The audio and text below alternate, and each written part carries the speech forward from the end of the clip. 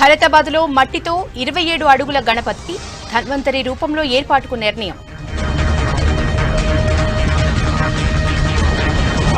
హైదరాబాద్ నుంచి ఊళ్లకు జనం బారులు, లాక్డౌన్ ప్రచారం, వైరస్ కేసులతో ఆందోళన. సెల్ఫ్లో శిక్షణ పేరుతో 10.5 కోట్ల అవినీతి, కాళేశ్వరం ప్రాజెక్టులో నాణ్యత లేదన్న బీజేపీ. కరోనాను ఆరోగ్యశ్రీలో చేర్చడానికి ఇబ్బందేంటి? కోదండరాం దీక్షలో విపక్ష నేతల ఆగ్రహం. పివి శత జయంతి సందర్భంగా పోస్టల్ స్టాంప్, కిషన్ రెడ్డి విజ్ఞప్తితో కేంద్ర ప్రభుత్వం నిర్ణయం. బొగ్గు గనుల్లో ప్రైవేటుపై కార్మికుల సమ్మె, సింగరేణిలో నిలిచిపోయిన బొగ్గు ఉత్పత్తి. త్వరలో 1 కోటి టెస్టులకు చేరుకుంటామన్న కేంద్రం, తొలి ప్లాస్మా బ్యాంక్ ప్రారంభించిన ఢిల్లీ సీఎం. 65 ఏళ్ల వృద్ధులకు, కరోనా పేషెంట్లకు పోస్టల్ ఓటు, బీహార్ ఎన్నికల నేపథ్యంలో కేంద్రం నిర్ణయం. రష్యా నుంచి 33 యుద్ధ విమానాల కొనుగోలు, 38,900 కోట్ల ప్రతిపాదనలకు ఆమోదం. జీవీకే కంపెనీ అధినేతలపై సీబీఐ కేసు, ఎయిర్పోర్ట్ ప్రాజెక్టులో నిధులు మళ్లింపుపై ఆరోపణలు.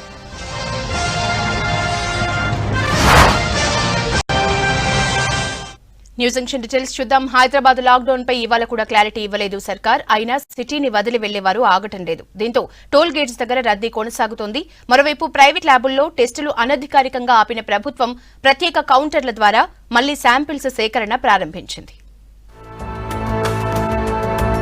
రాష్ట్రంలో రోజు రోజుకి కరోనా కేసులు పెరుగుతున్నాయి. ముఖ్యంగా హైదరాబాద్ లో రోజుకు 800 వరకు కేసులు వస్తున్నాయి. ఈ నేపథ్యంలోనే హైదరాబాద్ చుట్టుపక్కల 50,000 టెస్టులు చేయాలని నిర్ణయించిన సర్కార్ ఆ టెస్టులకు మధ్యలోనే బ్రేకులు వేసింది.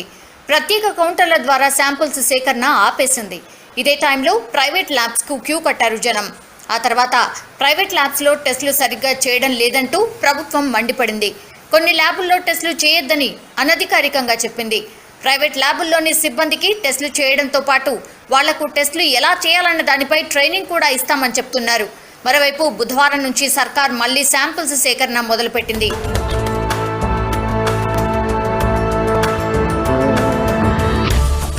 హైదరాబాద్ లో లాక్డౌన్ ఉండొచ్చన్న వార్తలతో జనం సొంతూళ్లకు వెళ్తున్నారు.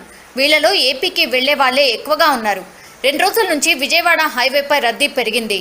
లాక్డౌన్ పై ఇంకా ప్రభుత్వం క్లారిటీ ఇవ్వనప్పటికీ జనం మాత్రం లాక్డౌన్ ఉంటుందేమో అని ఊళ్లకు వెళ్లిపోతున్నారు.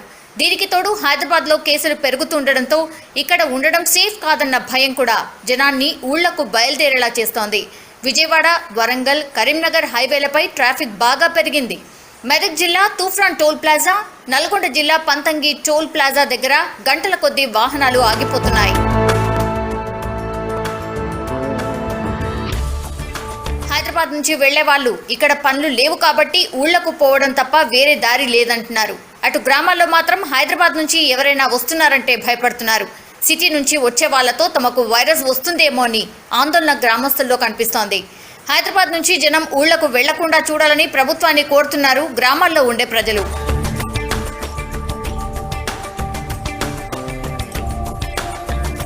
మరోవైపు తెలంగాణ నుంచి ఏపీకి వచ్చే వారికి సరిహద్దుల్లో థర్మల్ స్క్రీనింగ్ తప్పనిసరి అన్నారు ఆ రాష్ట్ర డీజీపీ గౌతమ్ సవాంగ్. ఏపీకి వచ్చే వారికి స్పందన పోర్టల్ ద్వారా పాస్ ఉండాల్సిందే అని స్పష్టం చేశారు. ఇతర రాష్ట్రాల నుంచి ఏపీకి వచ్చే వారిని ఉదయం 7 నుంచి రాత్రి 7 గంటల వరకు మాత్రమే అనుమతిస్తామన్నారు. ప్రజలు ఈ విషయాన్ని అర్థం చేసుకుని సహకరించాలని కోరారు.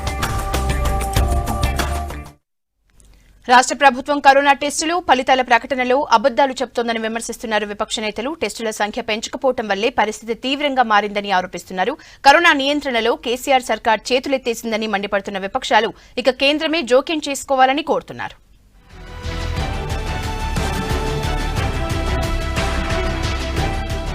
చిన్న చిన్న రాష్ట్రాల్లో ఇప్పటికే లక్షల టెస్టులు చేశారు. పక్క రాష్ట్రం ఏపీలో రోజుకు 15,000 నుంచి 20,000 వరకు టెస్టులు చేస్తున్నారు. ఇప్పటికే 9 లక్షల టెస్టులు చేసింది ఏపీ సర్కార్. తెలంగాణలో మాత్రం ఇప్పటి వరకు చేసింది 92,000 టెస్టులు మాత్రమే. ఈ విషయంపై తీవ్రంగా విమర్శలు చేస్తున్నాయి విపక్షాలు. ప్రజల ఆరోగ్యాన్ని సర్కార్ గాలికి వదిలేసిందని మండిపడుతున్నాయి. రాష్ట్రంలో టెస్టులు తగ్గడం, కేసులు పెరగడంతో ఇక ఢిల్లీ తరహాలో కేంద్రమే కల్పించుకోవాలనే డిమాండ్ చేస్తున్నాయి. ఢిల్లీలో రోజురోజుకు వేలల్లో కేసులు పెరగడంతో కేంద్రం జోక్యం చేసుకుంది.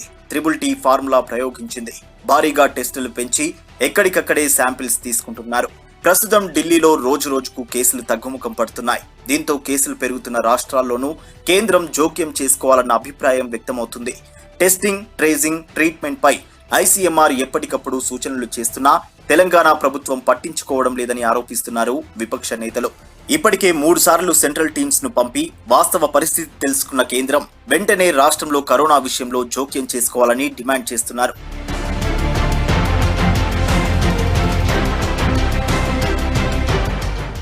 రాష్ట్రంలో కరోనా కట్టడి సాధ్యం కాకపోతే కేంద్రం జోక్యం చేసుకోవాలన్న డిమాండ్ను బీజేపీ నేతలే కాకుండా విపక్ష పార్టీకి చెందిన కాంగ్రెస్ నేతలు కూడా లేవనెత్తుతున్నారు. రాష్ట్రంలో కేసుల విషయంలో ప్రభుత్వం అందరినీ తప్పుదారి పట్టిస్తోందని ఎంపీ రేవంత్ రెడ్డి ఆరోపించారు. వెంటనే కేంద్రం జోక్యం చేసుకోవాలని ప్రధాని మోడీకి ఇప్పటికే లేఖ రాశారు. ఇతర స్వచ్ఛంద సంస్థలు కూడా కేంద్రానికి లేఖలు రాశాయి. ప్రస్తుత పరిస్థితుల్లో కేంద్రం జోక్యం చేసుకుని రాష్ట్రంలో కరోనా కట్టడికి చర్యలు తీసుకోవాలని కోరుతున్నారు నేతలు.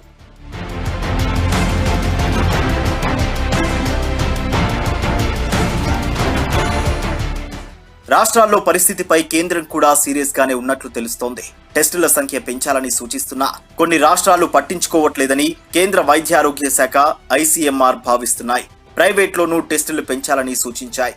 ప్రభుత్వ డాక్టర్లు రిఫర్ చేస్తేనే టెస్టులు చేయాలంటున్న రాష్ట్ర ప్రభుత్వాల తీరును దృష్టిలో ఉంచుకుని రిజిస్టర్ మెడికల్ ప్రాక్టీషనర్ ఎవరు రిఫర్ చేసినా కరోనా టెస్టులు చేయాలని ఆదేశించింది కేంద్రం. కానీ ఇవేవీ రాష్ట్రంలో అమలు కావడం లేదని వాదిస్తున్నారు విపక్ష నేతలు.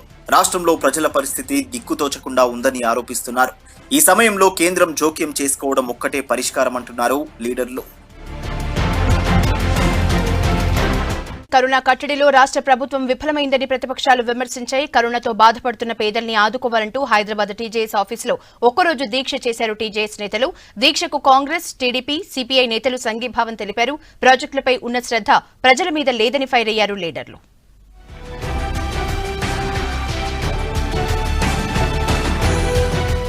కరోనా కట్టడి సహాయక చర్యల్లో సర్కార్ పూర్తిగా విఫలమైందన్నారు ప్రొఫెసర్ కోదండరాం. రాష్ట్ర ప్రజలకు నవంబర్ వరకు ఉచిత రేషన్ తో పాటు ప్రతి కుటుంబానికి 7,500 ఇవ్వాలని కోరారు. వెంటనే టెస్టుల సంఖ్య పెంచి కరోనాను ఆరోగ్యశ్రీలో చేర్చాలని డిమాండ్ చేశారు. కోవిడ్ పరీక్షలు చేయండి, ఎవరికైతే కోవిడ్ ఉందో వాళ్లకు వైద్యం అందించండి అని అడుగుతున్నాం. ప్రజల ప్రాణాలను రక్షించమని చెప్పి అడుగుతా ఉన్నాం. తిండికే తిప్పలైతున్న పరిస్థితి కాబట్టి ఉచితంగా రేషన్ ఇవ్వమంటున్నాం. 12 కిలోల బియ్యం, కిలో పప్పు, కిలో నూనె మీరు ఇవ్వండి అని అడుగుతున్నాం. అదేవిధంగా ప్రతి కుటుంబానికి 7,500 రూపాయలు, ఇవన్నీ నవంబర్ దాకా ఇవ్వమంటున్నాం. కరోనా నియంత్రణలో దేశంలోనే తెలంగాణ అట్టడుగు స్థానంలో ఉందన్నారు ఏఐసిసి కార్యదర్శి సంపత్ కుమార్. తప్పుడు లెక్కలు చూపెడుతున్న ఈటెల రాజేందర్ ఆత్మవిమర్శ చేసుకోవాలని సూచించారు. ప్రజల ప్రాణాలు కాపాడలేని ప్రభుత్వాలకు పాలించే హక్కు లేదన్నారు. ఈటెల రాజేందర్ గారి మనసాక్షిపూర్వకంగా మనోవేదనతో ఆయన మనసాక్షి, ఆయన మనసు గద్దిస్తా ఉంది. ఛీ, ఇంత దుర్మార్గమా, ఇంత దౌర్భాగ్యమా, నేను నిర్వహిస్తున్న నా శాఖలో నేను అసమర్థంగా, చేతగాని వాడిగా ఇంతమంది ప్రాణాలు కోల్పోవడానికి బాధ్యుడినై ఒక పాప కార్యంలో భాగస్వామినైనా కానీ కుమిలిపోతా ఉన్నాడు ఈటెల రాజేందర్. లైట్ డిటెక్టర్ పెట్టండి, లేదంటే ఆయన మనసాక్షిని తెలుసుకుంటే అదే బయటపడుతుంది. సర్కార్కు ప్రాజెక్టులపై ఉన్న శ్రద్ధ ప్రజల మీద లేదని ఫైర్ అయ్యారు తెలంగాణ టీడీపీ అధ్యక్షుడు ఎల్ రమణ. కొండపోచమ్మ కాలువకు గండిపడినట్లే ప్రభుత్వానికి కూడా గండిపడుతుందన్నారు. కరోనా నియంత్రణలో కేంద్ర, రాష్ట్ర ప్రభుత్వాలు విఫలమయ్యాయన్నారు సిపిఐ కార్యదర్శి చాడా వెంకటరెడ్డి. ఏపీని చూసి రాష్ట్ర ప్రభుత్వం నేర్చుకోవాలన్నారు లీడర్లు. కొండపోచమ్మ కాలువ గండిపడదో కేసీఆర్ ప్రభుత్వం కూడా గండివ్వడం ఖాయమని చెప్పిన సందర్భం కూడా హెచ్చరిస్తూ పేద వర్గాలన్నిటి కూడా ఆరోగ్యశ్రీలో చేర్చి వాళ్ళకు ధైర్యం కల్పించాలా.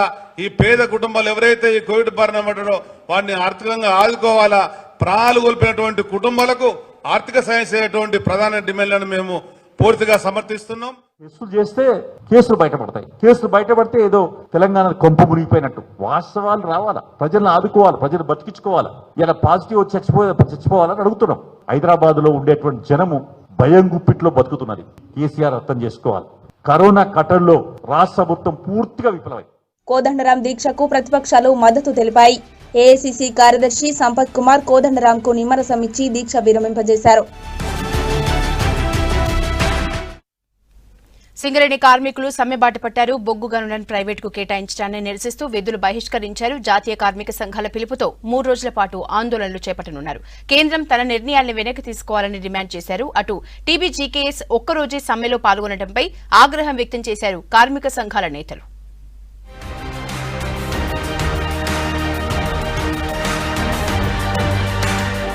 సింగరేణి కార్మికులు సమ్మెకు దిగారు.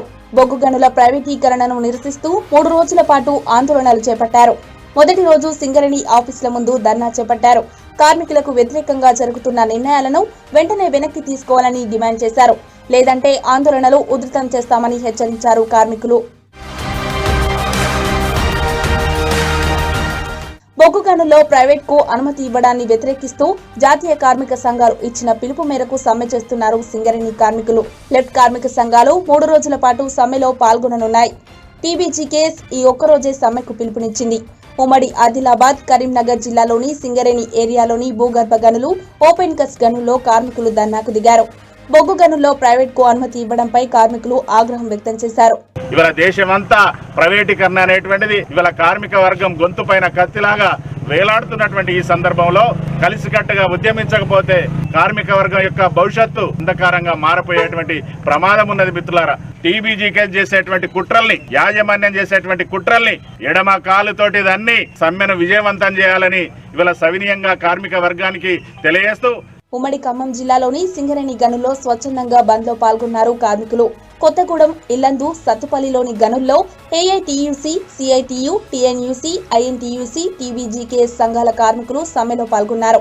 కార్మికుల సమ్మెతో దాదాపు 2 లక్షల టన్నుల బొగ్గు ఉత్పత్తి నిలిచిపోయింది. కార్మికుల సమ్మెతో భూగర్భ గనుల దగ్గర భారీ బందోబస్తు ఏర్పాటు చేసింది యాజమాన్యం. ఉమ్మడి వరంగల్ జిల్లాలోనూ సింగరేణి కార్మికులు సమ్మెబాట పట్టారు. భూపాలపల్లి సింగరేణిలోని జీఎం కార్యాలయం ముందు కార్మికులు నిరసన తెలిపారు. అటు రాజకీయ పార్టీలు మద్దతు తెలిపారు. ఆఫీస్ ముందు కొంత ఉద్రిక్తతగా మారడంతో పోలీసులు మోహరించారు. 6,500 మంది సమ్మెకు దిగడంతో 9,000 టన్నుల బొగ్గు ఉత్పత్తి నిలిచిపోయింది. టీబీజీకేఎస్ ఒక్కరోజే సమ్మెలో పాల్గొనడంపై జాతీయ కార్మిక సంఘాలతో పాటు కార్మికులు ఆగ్రహం వ్యక్తం చేస్తున్నారు. కార్మికుల కోసం కాకుండా సొంత ఎజెండాతో యాజమాన్యం వైపే పనిచేస్తోందని ఆరోపించారు. టీబీజీకేఎస్ నాయకులు మాత్రం 3 రోజులు సమ్మె అవసరం లేదంటున్నారు. ఒక్కరోజు సమ్మె చేసినా కేంద్రం దృష్టికి వెళ్తుందంటున్నారు. ఇప్పటి వరకు కోల్ ఇండియా గాని సింగరేణి గాని మోనోపాలిగా ఒక బొగ్గు తవ్వకాలకు మనకు మాత్రమే అనుమతులు ఉండేది. కానీ ఆ రాజు వాజ్పేయి ప్రభుత్వం క్యాప్టివ్ మైనింగ్ కి, మోడీ ప్రభుత్వం వచ్చిన తర్వాత 500 బొగ్గు బ్లాకుల వేలం. దీన్ని నిరసిస్తూ ఈరోజు సింగరేణి వ్యాప్తంగా 24 గంటల సమ్మె పిలిపించిన దాంట్లో కార్మికులంతా కూడా స్వచ్ఛందంగా సమ్మెలో పాల్గొని విజయవంతం చేసిన. కేంద్రం కార్మికులకు వ్యతిరేక నిర్ణయాలు తీసుకుంటుందని ఆరోపించారు కార్మికులు. ప్రైవేట్ సంస్థలకు అనుమతి నిర్ణయాన్ని వెనక్కి తీసుకోవాలని డిమాండ్ చేశారు. ఒప్పంద కార్మికులకు హైపవర్ వేతనాలు చెల్లించాలని, లాక్డౌన్ లో ఆఫ్ లో ఉన్న వారందరికీ పూర్తి వేతనం చెల్లించాలని, లేకుంటే సమ్మెను ఉధృతం చేస్తామని వారు హెచ్చరించారు. ఢిల్లీ ఎన్సీఆర్ పరిధిలో టెస్టుల సంఖ్యను పెంచాలని కేంద్ర హోంమంత్రి అమిత్ షా ఆదేశించారు. ర్యాపిడ్ యాంటీజెన్ టెస్టులు కూడా చేయాలని సూచించారు. యూపీ, హర్యానా కూడా ఎయిమ్స్ లోని టెలిమెడిసిన్ కన్సల్టేషన్ ను కూడా వాడుకోవచ్చని చెప్పారు. కరోనాతో చనిపోయినట్లుగా అనుమానిస్తున్న వారి శవాలను ల్యాబ్ రిపోర్టు ధృవీకరించేదాకా ఆగకుండా కుటుంబ సభ్యులకు అప్పగించాలని కేంద్ర ఆరోగ్య శాఖ ఆర్డర్స్ ఇచ్చింది.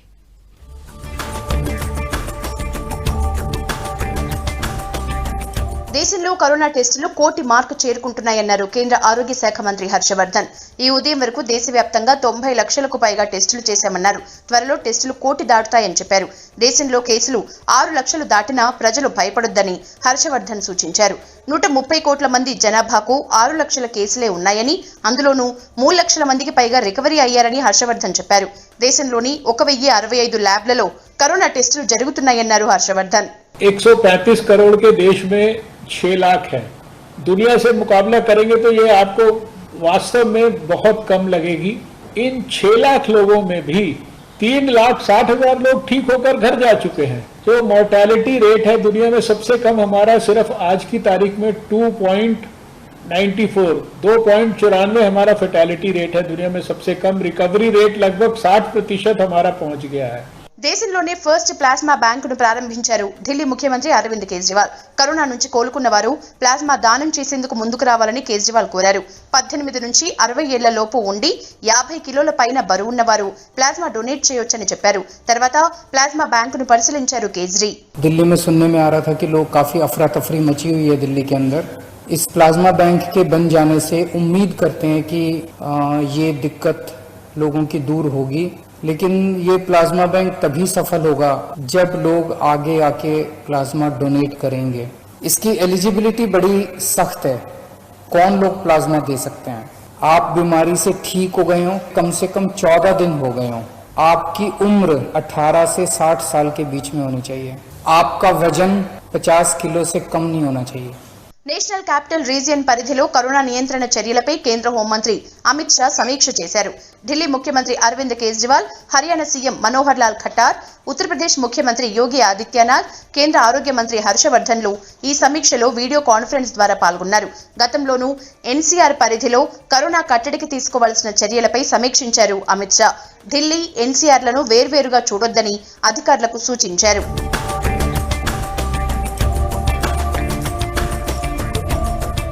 కరోనా ఉధృతంగా విస్తరిస్తూ ఉండటంతో కేంద్ర ప్రభుత్వం కీలక నిర్ణయం తీసుకుంది. 65 ఏళ్లు పైబడిన వారు హోం లేదా ఇన్స్టిట్యూషనల్ క్వారంటైన్ లో ఉన్న కరోనా పాజిటివ్ వ్యక్తులకు పోస్టల్ బ్యాలెట్ ద్వారా ఓటు వేసే సౌకర్యం కల్పించింది. కొద్ది నెలల్లో బీహార్ అసెంబ్లీ ఎన్నికలు జరగనున్నాయి. ఈ నేపథ్యంలోనే పోస్టల్ బ్యాలెట్ నిర్ణయం తీసుకుంది కేంద్రం. ఈ మేరకు కేంద్ర న్యాయశాఖ నోటిఫికేషన్ జారీ చేసింది. అంతకుముందే పోస్టల్ బ్యాలెట్ అంశంలో సెంట్రల్ ఎలక్షన్ కమిషన్ కేంద్ర ప్రభుత్వం సంప్రదింపులు జరిపింది.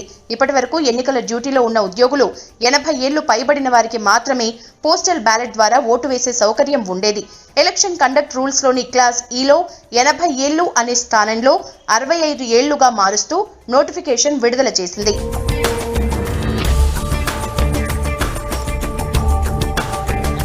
దేశంలో కరోనా రికవరీ రేట్ 60% దగ్గరైందని కేంద్రం తెలిపింది.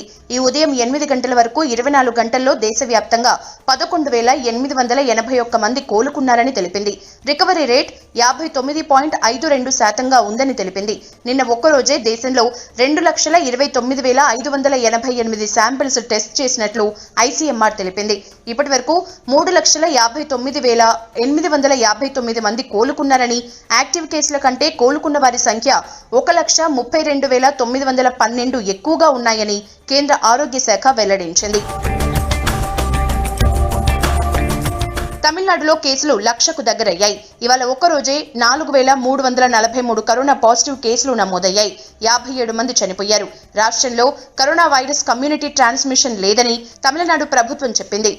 ఇక మహారాష్ట్రలో కేసులు 2,00,000కు దగ్గరవుతున్నాయి. తమ రాష్ట్రంలో కమ్యూనిటీ ట్రాన్స్మిషన్ లేదని మహారాష్ట్ర మంత్రి తెలిపారు. వచ్చే 2-3 రోజుల్లో రెమ్డెసివిర్, పావిపిరవిర్ మందులు రాష్ట్రంలో అందుబాటులోకి వస్తాయని చెప్పారు. అందరికీ అందుబాటు ధరల్లో ఉంచుతామన్నారు. We cannot say that there is a community spread because most of the cases which are coming positive at present also, in addition to RT-PCR, antibodies also and antigen testing also are adding to the numbers of the positive cases. So we are keeping no stone unturned for the testing in Maharashtra. And as the testing is being done to the optimum level, we are finding more number of cases, like there is no case left out. Unlock 2.0లో భాగంగా దేశంలోని చారిత్రక కట్టడాలన్నింటినీ ప్రజల సందర్శనకు అనుమతిస్తూ కేంద్ర tourism శాఖ నిర్ణయం తీసుకుంది. ఉత్తరాఖండ్లో ఆధ్యాత్మిక నగరమైన హరిద్వార్లోనూ ఆలయాలు తెరుచుకున్నాయి. భక్తుల్ని అనుమతిస్తున్నారు. రష్యా నుంచి 33 యుద్ధ విమానాలు కొనుగోలుకు రక్షణ శాఖ ఆమోదం తెలిపింది. 12 Su-30 MKI fighter jets, 21 MiG-29 యుద్ధ విమానాల్ని కొనుగోలు చేయనున్నారు. అలాగే ప్రస్తుతం ఉన్న 59 MiG-29 యుద్ధ విమానాల్ని అప్గ్రేడ్ చేయనున్నారు. దీనికి 18,148 కోట్లు ఖర్చు అవుతుందని రక్షణ శాఖ వర్గాలు తెలిపాయి. అలాగే 248 Astra beyond visual range air to air missiles కొనేందుకు రక్షణ శాఖ అప్రూవల్ ఇచ్చింది. మొత్తంగా 38,900 కోట్ల విలువైన రక్షణ కొనుగోళ్లకు సంబంధించిన ప్రతిపాదనల్ని డిఫెన్స్ అక్విజిషన్ కౌన్సిల్ క్లియర్ చేసింది. ఇవి news junction updates. Coming up Teenmaar వార్తలు. Stay tune to V6 news as it is.